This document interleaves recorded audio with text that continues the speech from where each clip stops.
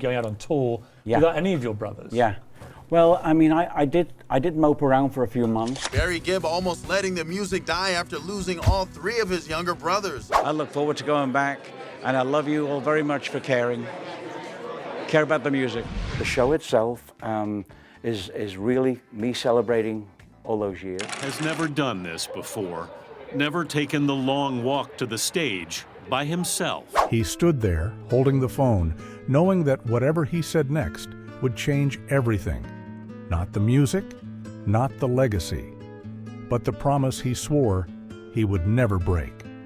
And for a moment, he didn't answer. If you care about the real stories behind the music, subscribe to RetroWaves. This channel is built for that. There are some promises people make in public, and others that are never meant to leave a room. This one wasn't written down, it wasn't announced, and no one was supposed to know it existed. It was made quietly during a season when the world expected celebration. But inside one family, everything had already collapsed. For Barry Gibb, Christmas had stopped feeling like Christmas. The decorations were still there. The music still played in stores. But something was missing, something so essential that even silence felt loud. And what made it worse was the question he refused to answer. Not to the press, not to fans, not even to himself. How do you move forward without leaving someone behind? People assume grief announces itself, that it cries, that it breaks down, that it demands to be seen. But Barry's grief didn't do that. It stayed quiet. It stayed disciplined. It stayed loyal. And that loyalty would soon become a problem, because outside his world, expectations were already forming. The phone calls didn't stop. The letters didn't stop. The questions kept coming, gently at first, then with urgency. Would he ever sing again? Would the songs disappear forever? Was this really the end? Barry never answered directly. Not because he didn't care, but because answering meant confronting something he had sworn not to touch. In private, Barry spoke differently. He didn't talk about careers or catalog numbers. He talked about voices, about harmonies that no longer completed each other, about a sound that could only exist when three brothers breathed at the same time. And there was something else he didn't talk about at all. A moment, a conversation, a promise made when everything was raw. Because if that promise became public, it would corner him. And Barry Gibb had never broken his word lightly. What most people didn't realize was that the silence wasn't avoidance. It was protection. Barry wasn't stepping away from music. He was guarding something. And the closer the world pushed, the more dangerous that promise became. Time passed, not quickly, not cleanly. The world moved on faster than Barry could. Tributes turned into retrospectives. Retrospectives turned into anniversaries. Anniversaries turned into expectations. People didn't say it out loud, but they thought it. Surely, one day, he'll come back. But every time Barry considered it, something stopped him. A line he refused to cross. And crossing it would mean explaining something he wasn't ready to explain. Christmas came again, and then again, each year carrying the same weight, the same memories, the same absence, the same unfinished thought that followed him into every quiet room. Barry didn't hate Christmas, but it had become a reminder of what was said and what was never supposed to be tested. And yet, with each passing year, the distance between promise and reality grew thinner. Then came a phone call that felt different. Not from a fan, not from a journalist. This one carried consequences. Barry listened. He didn't interrupt, didn't argue, didn't agree. Because the question being asked wasn't about music, it was about permission. And answering it meant choosing between two impossible truths. If he said yes, he risked betraying the most sacred thing he had left. If he said no, he risked losing something else, something quieter, but just as real. What no one could see was how often Barry replayed the same thought.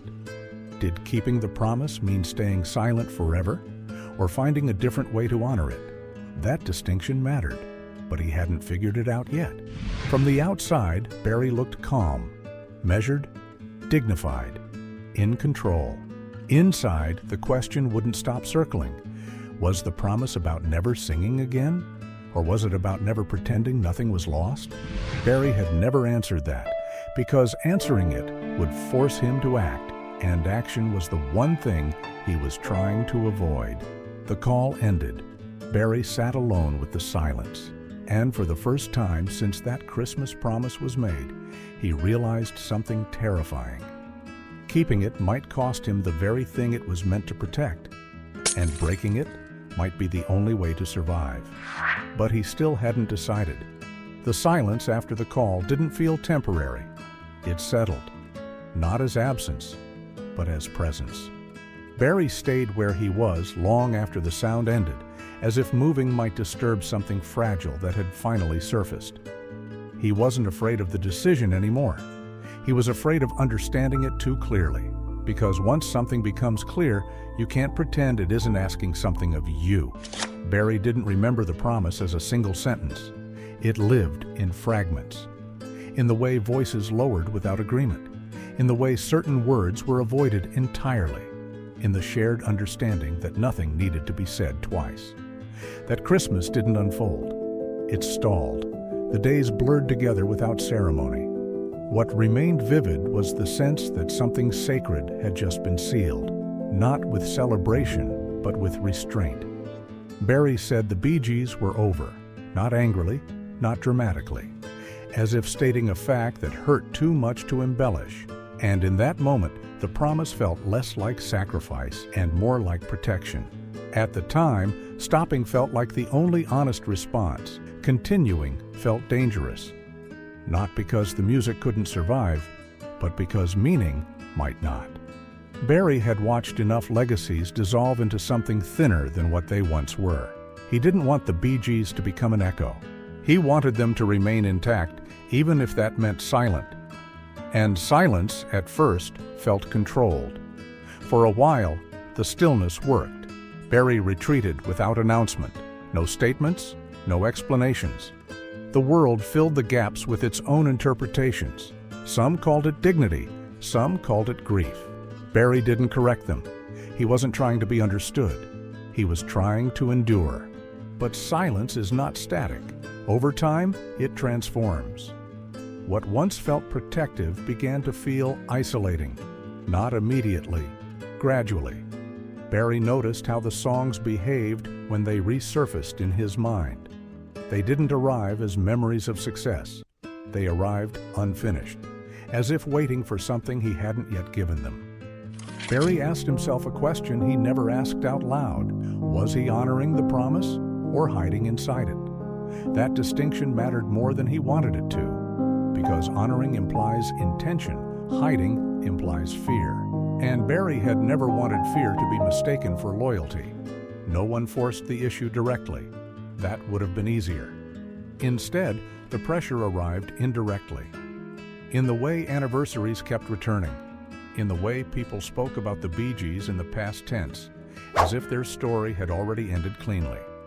Barry knew it hadn't, and that unsettled him.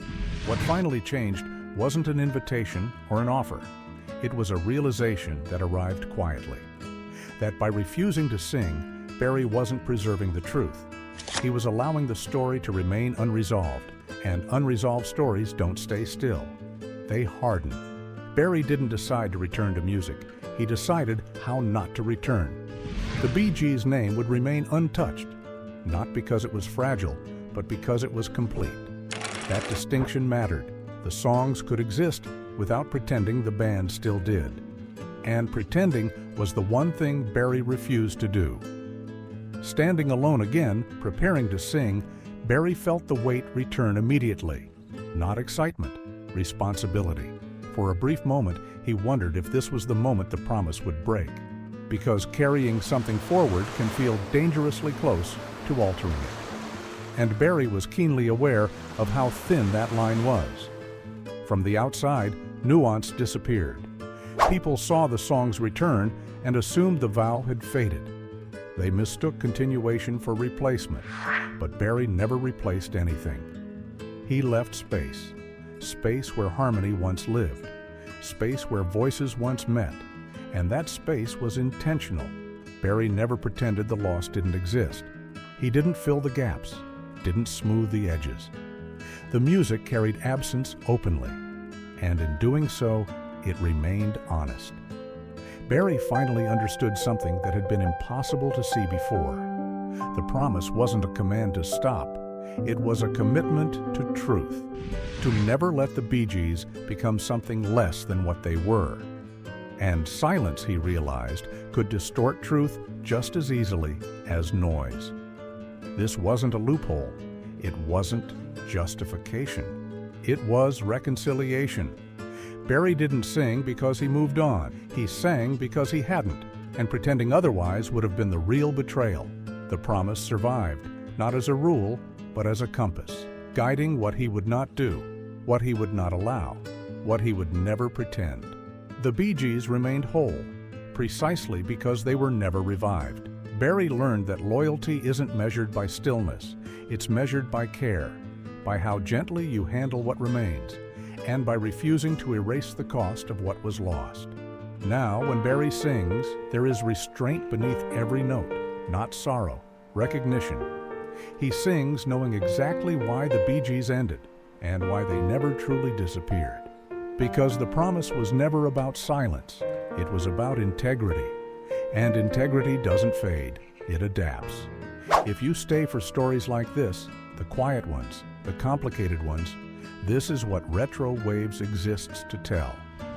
There was a night, long after the decision had been made, when Barry almost stopped again. No announcement, no explanation. Just a moment where doubt returned without warning. It happened quietly, the way doubt usually does. Not during a performance, not under pressure, but afterward, when the noise faded and the room emptied. Barry sat alone with the echo still hanging in the air. And for the first time, he wondered if he had misunderstood the promise entirely. He asked himself something that unsettled him more than grief ever had. What if continuing was easier than stopping? That thought disturbed him, because endurance had always been his instinct, and if singing again was simply a way to survive, did that make it self-serving or human? Barry didn't have an answer. The guilt didn't arrive dramatically. It crept, in the pauses between songs, in the silence after applause.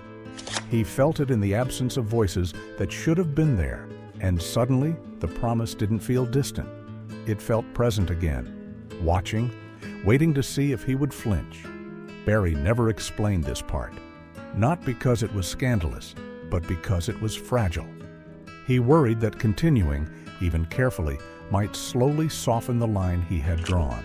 That repetition might turn intention into habit, and habit into forgetting.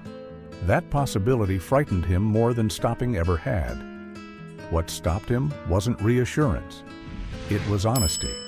Barry realized that walking away again wouldn't restore anything. It wouldn't protect the promise. It would only postpone the same question.